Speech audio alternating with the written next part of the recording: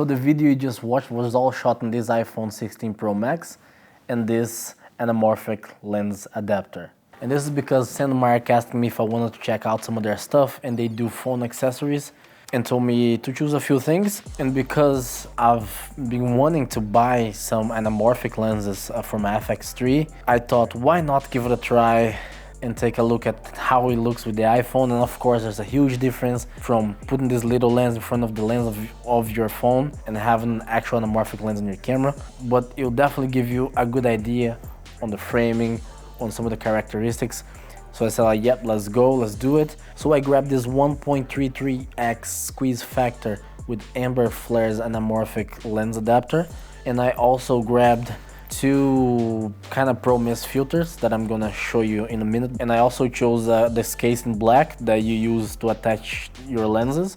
And I think it comes as well with a clamp for you to use in your phone if you don't have the case. But this thing, not gonna lie, I actually got quite impressed with it. Build quality is really good.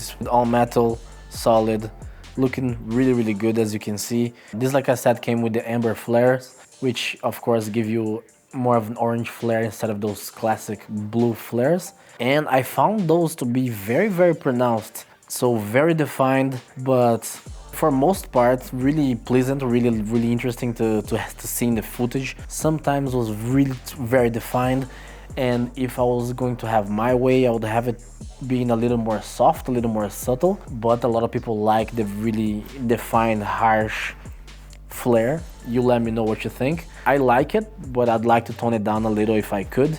The field of view and aspect ratio you get from this is absolutely crazy. I love it. You get so much more horizontal real estate, and it looks absolutely great. So I really like that.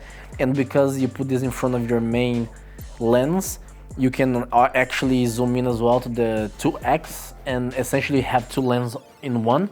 And I've used that a few times in this video as well. And yes, you're gonna have some line distortion, so your lines are not gonna be straight, but you have that with, you know, pretty much any anamorphic lenses, and this one was no different, and I kind of like that. But for example, in this last shot right here, I added a little bit of lens distortion correction, you know, to mitigate a little bit of this, because it was very pronounced. So you have to be aware of that as well. If you don't like lens distortion, if you like your lines to be perfectly straight, this is not going to be the thing for you.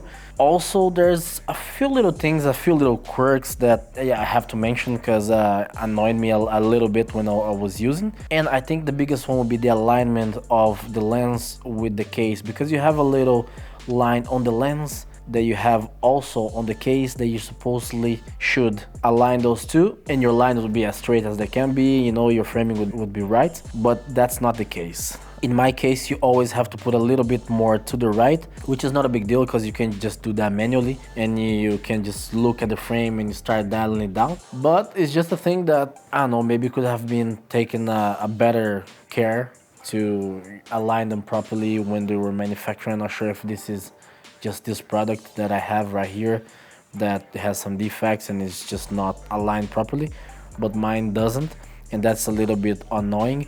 And the second thing is, even though this lens has quite a good resistance here when you rotate and when you set it up, I don't think it has resistance enough, because you're not supposed to be changing this around. You're not using this to pull focus, so it should be just set this thing and just leave it and you shoot. And sometimes when I was moving from spot to other spot and I didn't want to remove this lens from my case, I was putting the whole phone like this in my pocket, and then when I was taking it out to start shooting again, it was moved and was unaligned, so I had to realign it. So I guess my thing would be if they could put more resistance into this, or even better, put some hard stops, or just a way for you to lock the position, it would be a lot better. Maybe I'm not seeing correctly, but I don't think there is one of these. But overall, I have a positive opinion on this. I liked it. I will use it more often. And so if you're looking for a cheap alternative to shoot anamorphic and you want to give this a try, I definitely say this could be a good idea, and for sure reignited the flame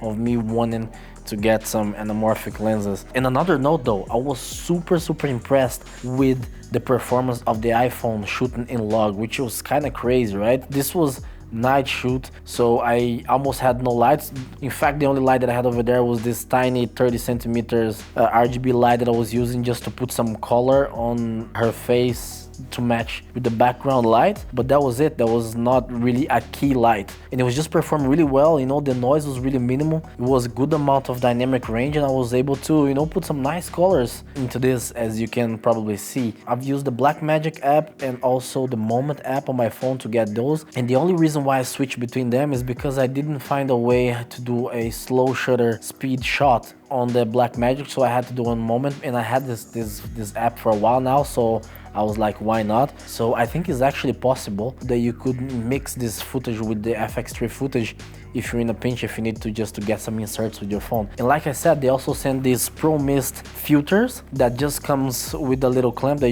you can just clamp like this. And if you know what a mist filter is, blooms your highlights and it gives a more soft look, a more filmic look if you like. Takes the digital sharpness as well. I did not use this on this shoot. I just briefly tested them out, but I'm gonna switch now to the footage on the phone and I'm gonna put them in front of it and you can see how it is with and without these filters.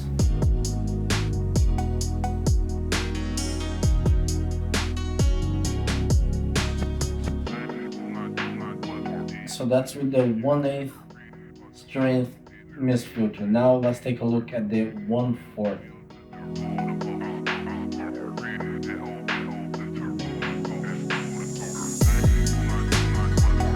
And so we shot this thing in about 1.5 hours. We didn't have a solid plan on what we wanted to do. Just had some loose ideas. So I got suggestions from Charly. Thursday and Friday, Saturday, chill on Sunday. The perfect person for this. Crazy. And I also got suggestions from Santa, which is her actual awesome name, Santa. You just gotta do what you gotta do, right? And this is what we were able to create. And oh, of course, a very important part is the dad cam. Man, the dad cam just gives you such a cool look. So the dad cam was such a pivotal part of this video, and you're gonna be seeing a lot more of it as well in other productions that I do. So super excited about this thing. I bought this thing for like 25 pounds.